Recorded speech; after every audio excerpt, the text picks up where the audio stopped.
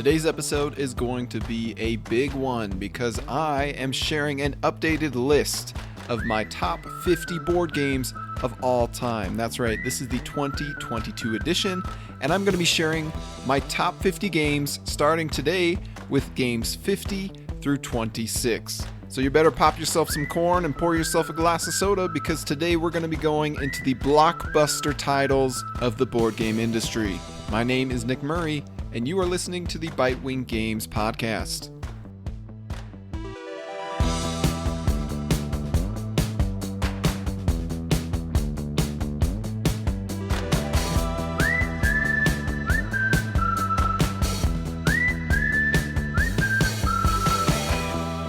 You know the saying, the eyes are the window to the soul? Well, there's also another saying that pairs quite nicely with it. It goes like this: one must behold a board gamer's top 50 games of all time to truly see them. Yes, indeed, it's something that many of us gamers say. Now, although I have the same pair of eyeballs that I was born with, they have slowly changed over time. Apparently, I was born with blue eyes, but early in my childhood, they transformed to hazel. Later, I discovered that my vision was not quite as crisp as I had assumed, so then I acquired glasses and contacts. Eventually, I shed my visual accessories in favor of corrective LASIK surgery, and as the years go by, they'll continue to gather more wrinkles around them. What I'm getting at here is that our tastes and preferences in this tabletop hobby are prone to evolve, morph, and change over time. So although I made this very list last year, I've since had many experiences and encountered many new-to-me games that have drastically altered my perspective. That's an important word, perspective. While it's likely that we can all come together and unanimously agree that some certain games are objectively bad, those cases are few and far between. Our experience with a game is not solely dependent on the contents of the box and the mandates of the rulebook. Oftentimes, our enjoyment with a design depends largely on the setting in which we encounter it, the group of players and their personalities, the playing surface, our surroundings, our mood, our level of hunger, and so on. Furthermore, we are not all looking to get the exact same thing out of this hobby. One gamer's Ameritrash is another gamer's Ameritreasure. It is important to keep that perspective when learning of a person's top 50 games of all time. Context is key. So, to give you further context, please allow me to share my personal tastes, preferences, and biases that have informed my list. You'll find these themes littered throughout my top 50, including the following. First, I am a shameless Reiner Knizia fan. Reiner's design style fits my tastes perfectly. I love games that are easy to get to the table, yet surprisingly deep and full of dynamic interactions. That's exactly how Knizia has been designing games for decades now. This is what led us at Bitewing Games to start working with him on several publishing projects. Second, I'm also a major Ryan Courtney fan. I've really enjoyed all of Ryan's published games up to this point, and so like Reiner, we are collaborating with Ryan on our upcoming release, Trailblazers. So yes, I have personal ties and business relationships with both designers. But to be clear, their games are not among my top 50 because Bitewing Games is working with them. Rather, Bitewing Games is working with them because their games are among my top 50. Third, I'm also a huge fan of Cole Wehrle. Every Cole Wehrle game that I've played thus far has landed a spot on my top 50. You're going to see that. While Cole's designs aren't nearly as approachable as most of my top 50, they are ripe with juicy politicking and unfolding narratives. Whenever I play a Wehrle design, I never quite know how things are going to play out, and the endless possibilities are thrilling. He is one of the few designers where I feel that the extra complexity is worth the trouble. Fourth, I almost always prefer high player interaction over low. In my opinion, the most interesting aspect of any game is typically how it pits the players against each other, their wits and their personalities. Additionally, potent player interaction is the number one thing that keeps a game coming back to my table for many more plays, as this keeps a game from feeling stagnant. Fifth, I gravitate to clean and pretty games. The more fiddly, messy, demanding, or ugly a game is in its setup, teardown, upkeep, rules, components, or iconography, the less likely I am to enjoy it. Perhaps that's true for everyone, but I feel that this element especially influences whether I like a game or even give it a shot in the first place. Sixth, I'm including our own publications among my top 50, but I'm also not. Now, I had considered completely excluding Bitewing Games publications from my list, but here's my thought process. If this was a smaller list, focused on highlighting the best games in a specific category, like top 10 games of 2022, for example, then I wouldn't feel as comfortable cramming our own games onto it and crowding out others. And a top 50 games list feels similar, but different.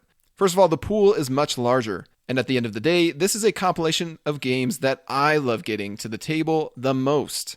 And the truth is that any game we decide to publish is one that we love playing, and that we want to share with others. To me, that's what top 50 lists are all about. So as a compromise, I've created a separate section outside of my top 50, and this will be featured in the next episode, that discusses how I rank our own publications among my all-time favorite games. So when it comes up, you can completely ignore that section and anything I mention from Bitewing Games, or you can simply take it at face value as a game I love to play and want to share with others. Finally, I own and love way more games than these 50. There are over 200 games in my collection, and any game that hangs around on my shelf is one that I enjoy playing and hope to get back to the table soon.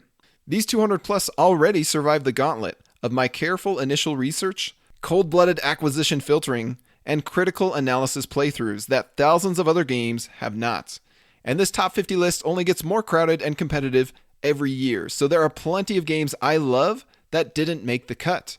Who knows, maybe I'll expand my list to a top 100 one of these years. But just because you don't see a specific game among my top 50 does not at all mean I dislike that game. So with all that out of the way, we're now ready to dive into my top 50 board games of all time 2022 edition. Let's do this with my number 50, Lost Cities. Man, this is the area of the list where I immediately feel the urge to be apologetic. Not to you, but rather to the 25 or even 50 excellent games and their creators that are sitting right behind number 50 and not getting the love they deserve. Yeah, I'm only getting started on number 50 and already feeling guilt for not starting higher. I guess that settles it. Next year, we're going top 100. But none of that takes away from the incredibly brilliant two-player card game that is Lost Cities.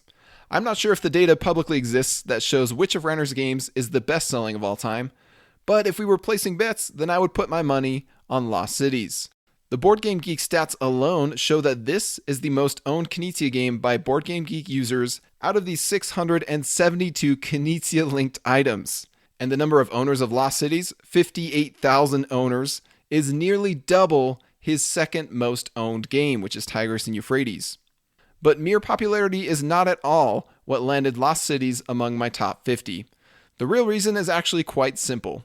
This is one of the absolute best couples games for Camille and I of all the dozens that we've ever tried. Simple rules, bitey card play, and tense decisions keep us coming back again and again.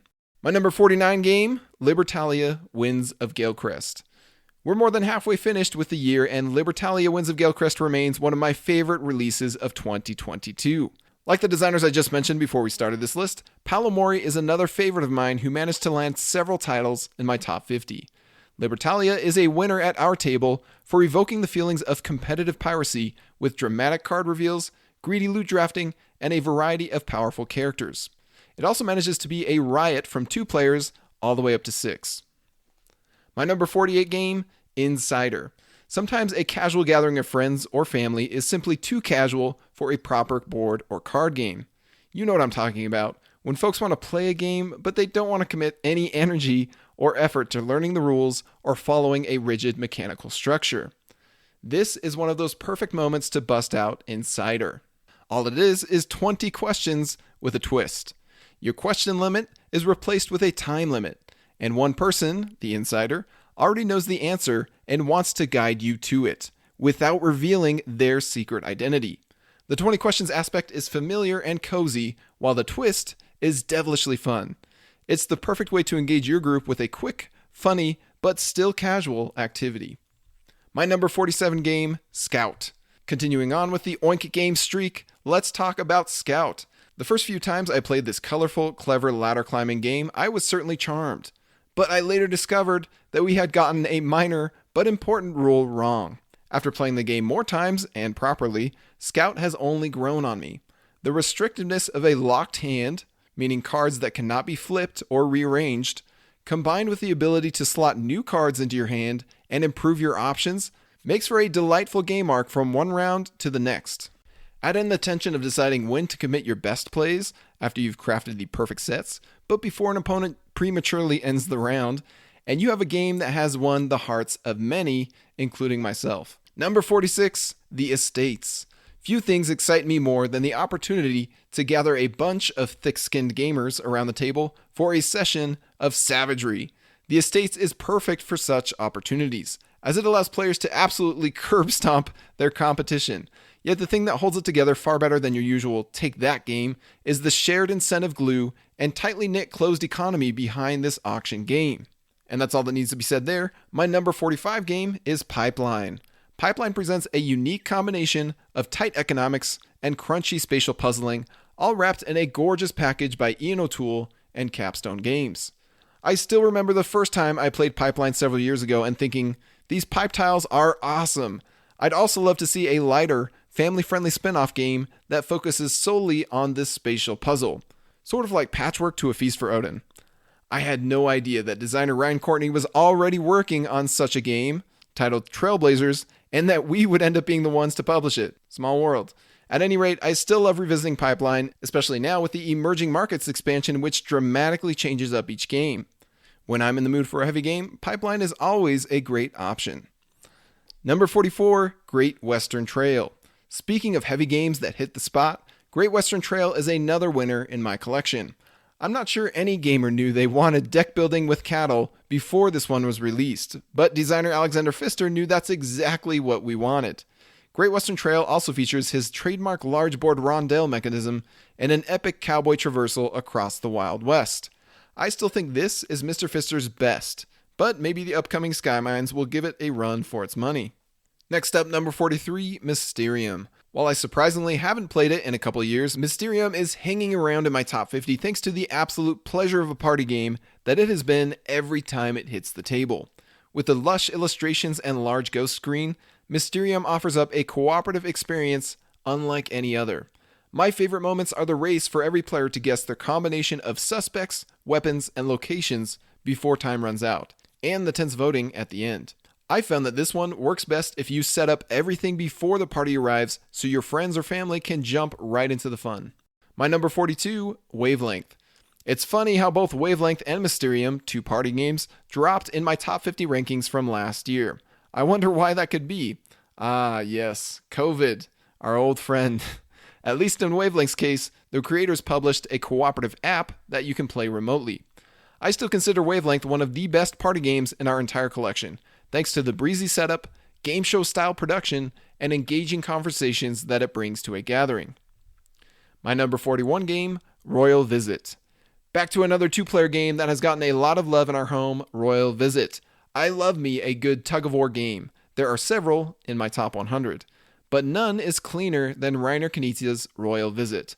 On your turn, you may play as many cards of one type as you wish, but the decision of when to play those cards and how many to commit are what separate the boys and girls from the men and ladies. Every aspect of Royal Visit's design feels polished and perfect. Any changes to the gameplay would merely corrupt this crown jewel. Now, it's these thrilling yet elegant two-player titles like Royal Visit, Lost Cities, Battle Line, Schottentaten 2, and more that inspired us here at Bitewing Games to begin collaborating with Reiner on some more of his two-player designs. Especially so when I heard Reiner mention in an interview that he is sitting on excellent two-player designs that publishers don't want because for some reason they claim two-player games don't sell.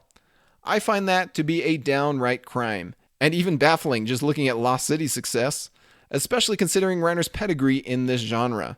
So we plan to keep this legacy alive and growing. Don't get too excited though, as these games are many months from even being revealed. I suggest you simply enjoy Royal Visit in the meantime. My number 40 game, Orongo.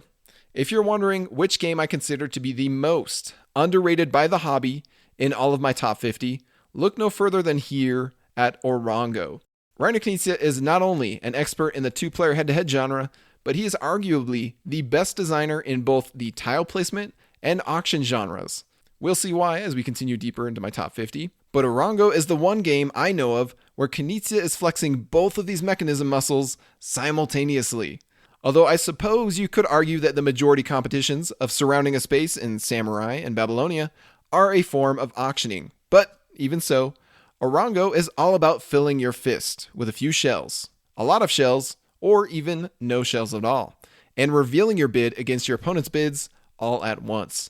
The highest bidder gets first dibs on tile placement and more tiles to place, while the zero bidders pocket all of the shells from the highest bidder. This makes for a juicy closed economy of reading your opponent's intentions and taking advantage of your predictions. Best of all, there's not a single point to be found in this game.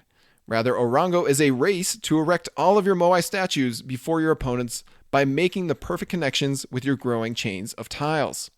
As far as I can tell, the only reason this one is so underrated is simply because the publisher made some poor production decisions that resulted in functionally annoying components. But even that didn't stop Orongo from landing a spot on my top 50. My number 39 game, The King's Dilemma. The King's Dilemma may eventually drop off my list simply because I'll never, ever play it again.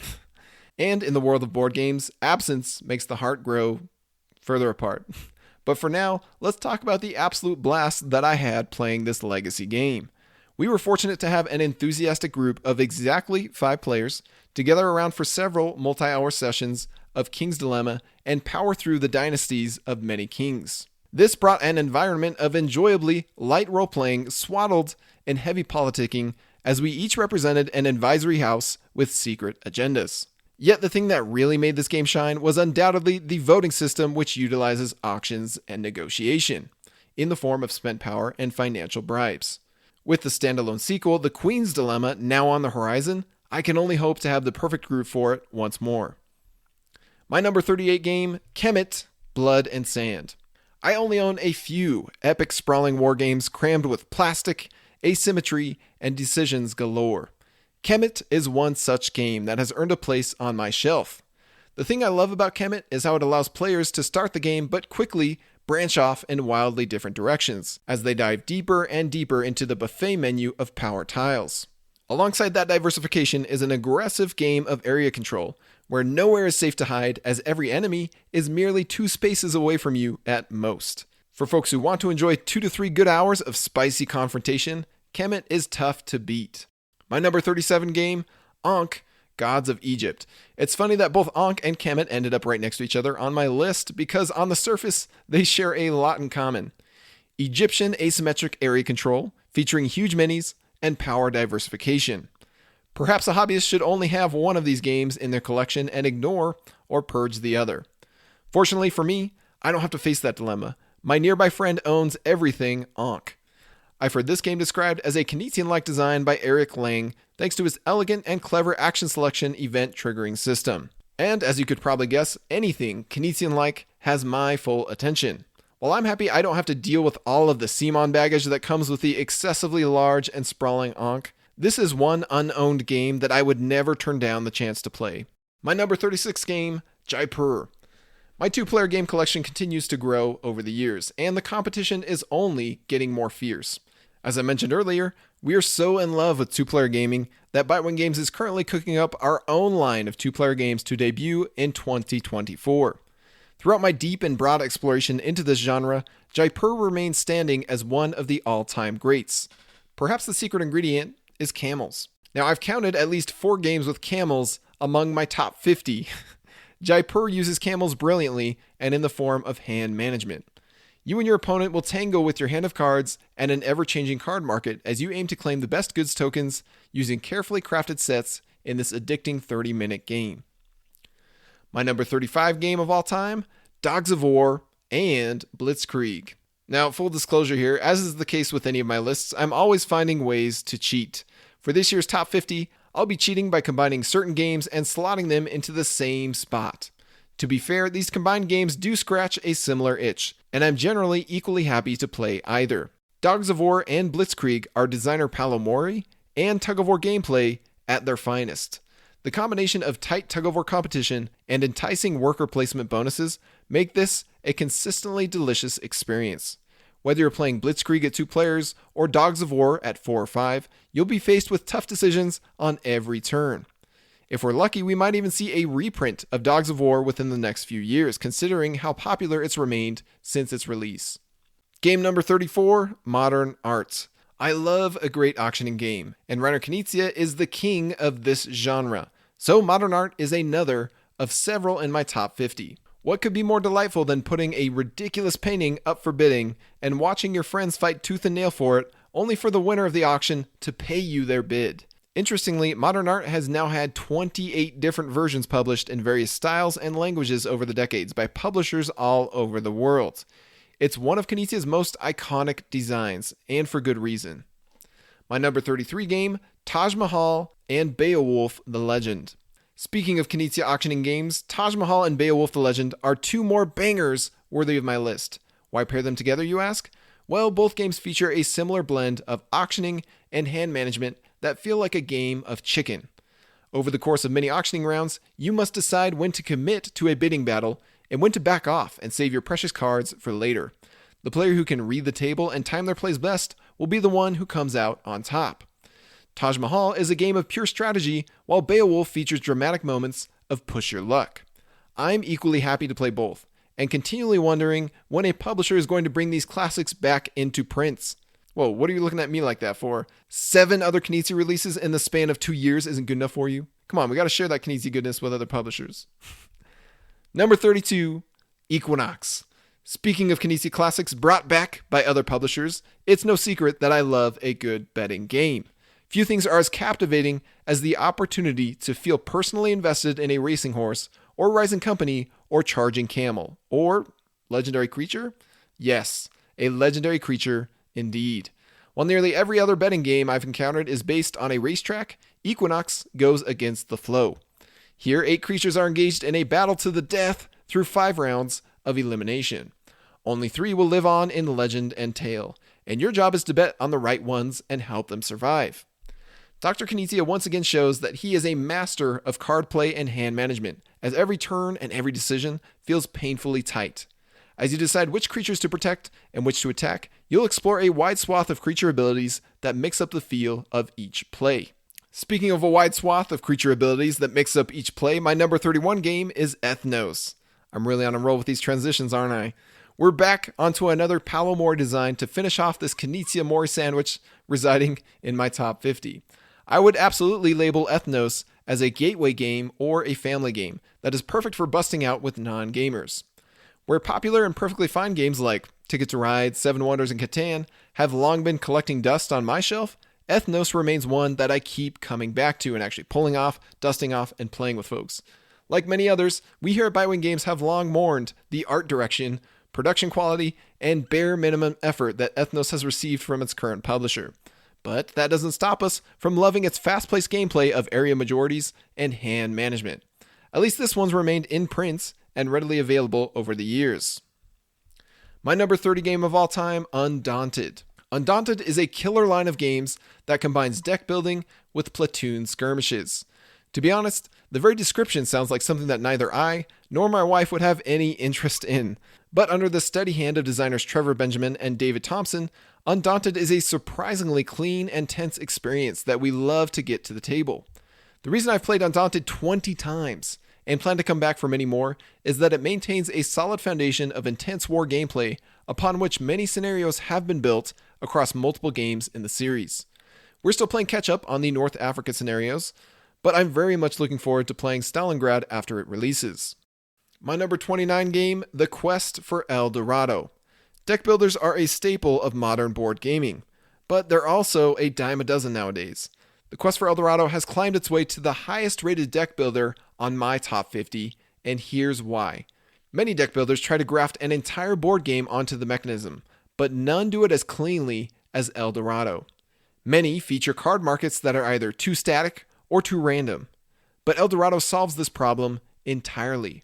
Many are smooth but not necessarily intuitive. El Dorado is both smooth and intuitive.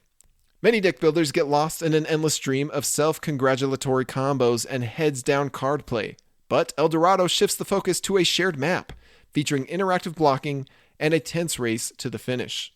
My number 28 game, Decrypto. Now, Decrypto is the game where I get to put on my cool kid sunglasses and reminisce that time where I stumbled across it at Gen Con 2018 and loved it before it became the #1 party game on Board Game Geek. 4 years later, and I still love it. Decrypto offers a zesty clue-giving team-based challenge similar to Codenames, yet it wraps that challenge in a spicy cat-and-mouse chase, where each team also tries to crack the other's code. It's also a party game that actually works best at 4 to 6 players, which means it's much easier to get to the table. My number 27 game, Regicide. Now, I'm not the type who gravitates to cooperative games, or games that use a standard deck of cards, or the dungeon crawler genre. I tend to prefer some cutthroat competition within a playground of custom components in an above-ground setting, thank you very much. All the more impressive that Regicide, a cooperative standard deck dungeon crawler, is so high on my list. I am endlessly delighted by what the designers of Regicide were able to come up with in such a tight decision space. Here you'll find limited communication, card combos and abilities, a ramping difficulty, tense tactics, and succulent strategies. My number 26 game, A Feast for Odin.